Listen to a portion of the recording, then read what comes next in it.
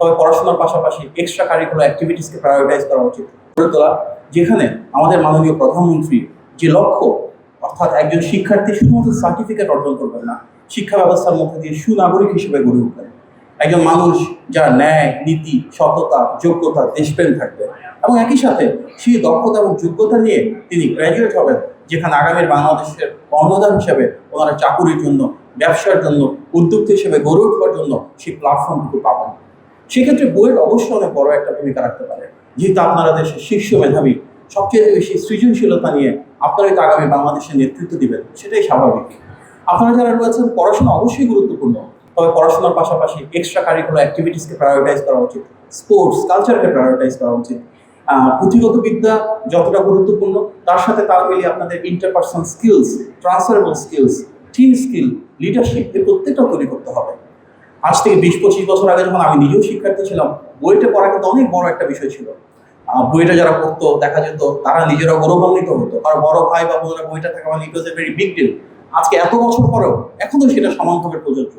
তার মানে আমরা যেমন বলি, with great power comes the great responsibilities. আপনাদের ক্ষেত্রেও সেম, আপনাদের অনেক রেকগনিশন আছে। ইট অলসো মিনস আমাদের এটাকে আরো এক ধাপ এগিয়ে নিয়ে গিয়ে বাংলাদেশকে বিশ্ব মানচিত্রে কিভাবে আমরা একটা শক্তিশালী অবস্থানে নিয়ে যেতে পারি, সেখানে আপনারা অনেক বড় ভূমিকা রাখতে পারেন।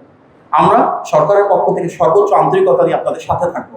এখানে মাননীয় শিক্ষামন্ত্রী রয়েছেন, উপাচার্য মহোদয় রয়েছেন। আমরা এর আগেও এই অডিটোরিয়ামে ঢোকার আগে কথা বলছিলাম এবং মাননীয় শিক্ষামন্ত্রী বলেছেন যে তিনি গিয়ে মাননীয় প্রধানমন্ত্রীর সাথে কথা বলবেন কিভাবে বুয়েটের রিসার্চের জন্য আরো বেশি ফান্ডিং এর ব্যবস্থা আমরা করতে পারি।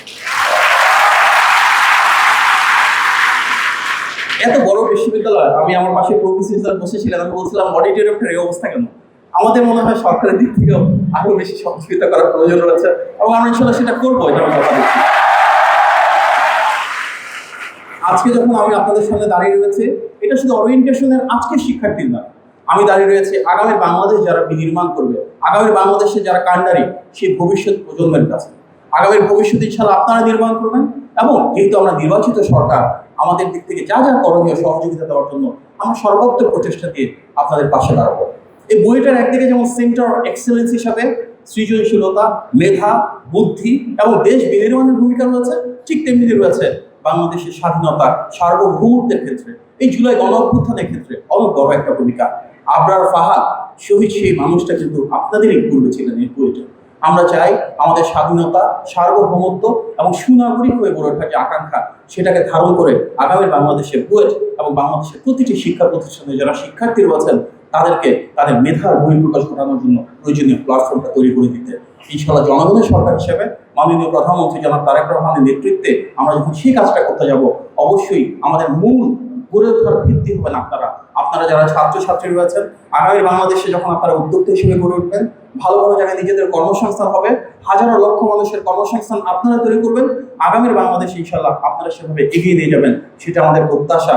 এবং সেই কারিগরদের প্রতি আমার আবার অভিনন্দন এবং শুভেচ্ছা জানিয়ে আমার বক্তব্য শেষ করছি।